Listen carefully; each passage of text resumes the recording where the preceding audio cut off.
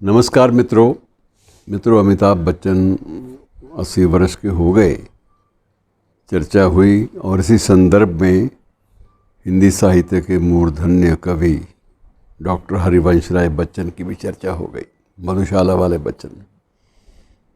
और ये भी शायद आप इस बात से पूरी तरह से परिचित भी होंगे कि बच्चन ने स्वयं भी मधुशाला को अपनी आवाज़, बच्चन से मेरा मतलब अमिताभ बच्चन, अपनी आवाज़ में उसको अपना स्वर देकर उसे रिकॉर्ड भी करवाया था। और वो बच्चन रिसाइट्स बच्चन के नाम पर वो कैसेट जो है वो खूब चली। बेटा जब बाप की कोई अमर कृति को स्वयं प्रस्तुत करता है तो ये बाप के लिए भी गर्व के क्षण होते हैं और बेटे के लिए भी गर्व के क्षण और सुनने वालों के लिए एक सुखद अनुभूति। इन सारी चर्चाओं के बीच जो चीज़ मिसिंग है, जो चीज़ सामने नहीं आई अमिताभ बच्चन के संदर्भ में, उनके जन्मदिन पर सोनी वालों ने भी विशेष कार्यक्रम दिया, लेकिन जो चीज़ खटकी वो ये था कि डॉक्टर तेजी बच्चन का जिक्र बहुत कम हुआ। जबकि अमिताभ की ज़्यादातर फिल्मों में माँ का जो है वो जो उल्लेख है वो अक्सर मिलता है और माँ की ममता से जुड़े हुए संवाद जो हैं वो भी काफ़ी हद तक चर्चा में रहे। और उन सारी चर्चाओं के बावजूद उस महिला का जिक्र तक ना होना ये बड़ा अजीब लगता है कि, लेकिन इसका एक कारण ये भी है कि डॉक्टर तेजी बच्चन अर्थात अमिताभ बच्चन की माँ, वो शायद बाज़ार वालों के जो मार्केटिंग स्ट्रेटजीज़ तैयार करते हैं उनके लिए उनका उल्लेख करना को बहुत ज़रूरी नहीं था। लगता था कि ये इनका नाम नहीं चलेगा, लेकिन वस्तुतः वही एक महिला थी जिनकी महत्वपूर्ण भूमिका के कारण अमिताभ भी कुछ निखरे अभिनय की दुनिया में और ज़िंदगी की दुनिया में भी, और हरिवंश राय बच्चन को भी बिल्कुल एक नया स्वरूप, एक नई प्रसिद्धि, एक नई लोकप्रियता मिली। उन्हीं के बारे में थोड़ा सा बात आपसे करना चाहता हूँ, कुछ एक जानकारियाँ, क्योंकि मैंने उन्हें करीब से देखा भी है, दर्शन भी किए हैं, तो अच्छा लगता है। ऐसी किसी भी, ये तो मैं नहीं कहूँगा कि उनसे मेरी बातचीत हुई है, लेकिन उनको देखा ज़रूर, अच्छे ढंग से देखा और सुखद माहौल में देखा। तेजी बच्चन भी वस्तुतः लाहौर के ये कॉलेज में अंग्रेज़ी की प्राध्यापिका थी, अंग्रेज़ी पढ़ाती थी, और डॉक्टर हरिवंश राय बच्चन उन दिनों अंग्रेज़ी पढ़ाते थे इलाहाबाद यूनिवर्सिटी में। इनकी पहली पत्नी का देहांत हो गया था, परिस्थितिवश या बीमारी के वश या कोई ऐसी घटना घटी, और देहांत के बाद ये अकेलापन महसूस कर रहे थे। और एक रूमानी कवि होने के नाते जब ज़िंदगी में ऐसा कोई हादसा हो जाए तो उसके बाद थोड़ा सा नैराश्य भाव, निराशा का भाव जो है कहीं ना कहीं घेरने लगता है। और बच्चन संवेदनशील थे ही, भावुक भी थे। ये बात कहने की नहीं है, बताने की नहीं है, आपसे कोई जानकारी छिपी नहीं है। लेकिन ये था कि जब इनका इलाहाबाद से लाहौर जाना होता था तो कई बार वहाँ मुशायरों में, कवि सम्मेलनों में, तब एक साझा भारत था, तो ये आदान प्रदान चलता था। और कई बार तेजी भी स्वयं उससे कुछ एक सेमिनार्स में भाग लेने के लिए, संगोष्ठियों में भाग लेने के लिए इलाहाबाद आ जाती थी।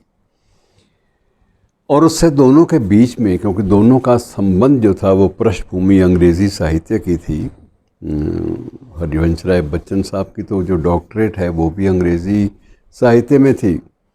और उस वक्त तो बात ही और थी कि उस वक्त अगर हिंदी में भी आपने कोई विषय चुना है शोध का, तो उसका भी जो शोध पत्र है, जो पीएचडी का थीसिस है, वो आपका अंग्रेज़ी में ही प्रस्तुत किया जाना है। अंग्रेज़ी में ही अगर वो प्रस्तुत होगा तभी उस पर विचार होगा, वरना विचार ही नहीं होता था। अर्थात हिंदी में शोध करिए लेकिन अंग्रेज़ी में ही प्रस्तुत करिए, ये एक प्री कंडीशन होती थी। और ये तो क्योंकि अंग्रेज़ी विषय के उनका पारंगत थे और पढ़ाते थे यूनिवर्सिटी में, तो स्वाभाविक रूप से उनका वो जो रुझान है वो उधर था और पूरी कमांड, पूरा अधिकार ही अंग्रेज़ी साहित्य पे भी था। तेजी बच्चन और दोनों में नज़दीकी बड़ी तेजी ने महसूस किया कि ये बंदा ठीक ठाक है और संवेदनशील भी है, भावुक भी है, लेकिन परिस्थितियों ने इसे एक नैराश्य की दुनिया में, निराशा की नदी में धकेल दिया है। तो इसको बाहर लाना बड़ा ज़रूरी है। इसकी सृजनशीलता इसमें अद्भुत है, ये क्रिएटिव है और ये बहुत कुछ दे सकता है। तो तेजी ने ये निर्णय कर लिया कि मैं इससे शादी करूँगी। तेजी का परिवार मूल रूप से एक सिख परिवार था, लेकिन इसके बावजूद उन्होंने ये तय कर लिया कि इस व्यक्ति को, जो कि एक प्रबुद्ध इंटेलेक्चुअल बुद्धिजीवी है, इसको उस निराशा की दुनिया से बाहर निकालना एक अच्छा लगेगा, मुझे भी सुख देगा और ये मुझे भी लगेगा कि मैंने एक बहुत ठीक ठाक काम कर लिया, उपलब्धि मेरी अपने आप को, मेरे मन को शांति मिलेगी। बहरहाल उन्होंने विवाह हो गया। विवाह के बाद 2 लड़के हुए, दोनों ही बड़े मेधावी थे, अमिताभ और अजिताभ। अजिताभ बाद में व्यापार में सेटल हो गए और अमिताभ जो थे वो अभिनय की दुनिया में। लेकिन बचपन में कुछ गलतियां हो जाती जिनका जिक्र कई बार अमिताभ भी कर दिया करते थे।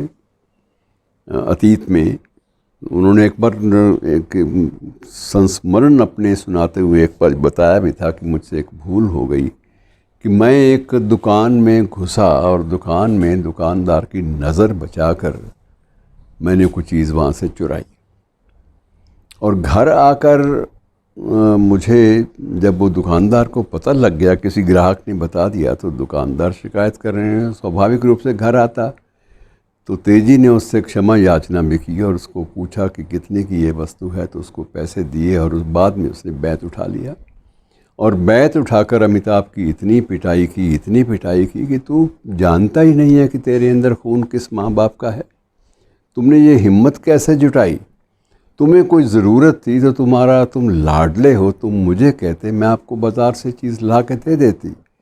लेकिन तेजी से ये एक भूल भी बर्दाश्त नहीं हुई और उसने अमिताभ की पिटाई की और अमिताभ के जो बदन पे अब भी कहते हैं पुराने निशान बैंत वाले। अमिताभ स्वयं बताते थे एक संस्मरणात्मक अपने वक्तव्य में कि वो निशान जो है वो बेशक अब निशान तो अभी भी कायम है, यद्यपि दर्द तो कब का काफूर हो गया जब माँ ने उसके बाद नम आँखों से रोते रोते मेरे उस पीठ के उन स्थलों को छुआ और उनको प्यार किया जहाँ जहाँ बैत की वो जो मार पड़ी थी, तो मेरा सारा दर्द जो है वो काफूर हो गया। तो मातृत्व चरम सीमा पर, और मातृत्व की स्थिति ये है कि राजीव गांधी, दिवंगत राजीव गांधी ने जब निर्णय ले लिया मन ही मन कि मैं सोनिया से ही शादी करूंगा, सोनिया उन्हें पसंद आ गई, लेकिन इंदिरा अड़ गई थी कि मैं नहीं ये होने दूंगी। और तब राजीव गांधी ने भी ममत्व के नाते सहारा लिया तेजी बच्चन का कि ये तेजी आंटी आप ही मेरी सहायता कर सकती हैं, यू कैन हेल्प मी, अगर आप कहेंगी तो आपका कहना मानेंगी माँ मेरी और किसी और की बात नहीं मानेंगी। तो तेजी ने ये प्रसंग भी सुनाया अमिताभ वाला भी, और उसके बाद उसे ये भी समझाया इंदिरा को कि इंदिरा जी ये नहीं होता, बच्चों की अगर आप कोई भी चीज़ उनकी एक जो मन की ख्वाहिश है पूरी नहीं करेंगे और वो विद्रोह करके अपनी मन की इच्छा पूरी करते हैं तो वो उसका मलाल जीवन भर आपको भी रहेगा, मुझे भी रहेगा। तो इसलिए आप इस बात को छोड़ दीजिए। अगर वो लड़की नई जो आने वाली है वो टिकेगी घर में तो ठीक है, नहीं टिकेगी तो चली जाएगी। लेकिन राजीव जो है ये उस बात को भूल नहीं पाएंगे कि मुझे माँ ने अपने हठ के कारण एक सुख से वंचित रखा। तब ये सवाल भी आया कि सोनिया का तो अगर उसके पेरेंट्स भी नहीं आ सकते तो अब उसकी जो कन्यादान कौन करेगा। तेजी ने कहा कि मैं और हरिवंश साहब करेंगे, और ये भी स्थिति है कि वो अपने घर में ले आई सोनिया गांधी को और स्वयं दोनों पति पत्नी ने उसका कन्यादान स्वयं किया, और कन्यादान करने के बाद वह अपनी उस बोझ से मुक्त हुए। तो ऐसी थी तेजी जो ममत्व से भरी हुई महिला थी और एक सिख खत्री परिवार से होने के बावजूद उन्होंने कभी भी अपनी धार्मिक मान्यताओं को थोपा नहीं बच्चन परिवार पे। ये बात अलग है कि बच्चन परिवार में पूरी तरह से सिख धर्म के प्रति एक श्रद्धा और आस्था जो है वो अंत तक बनी रही। सो मित्रों, कुछ ऐसी चीज़ें जो घटनाक्रम में कई बार छूट जाती हैं तो उनका जिक्र कर लेना चाहिए। धन्यवाद।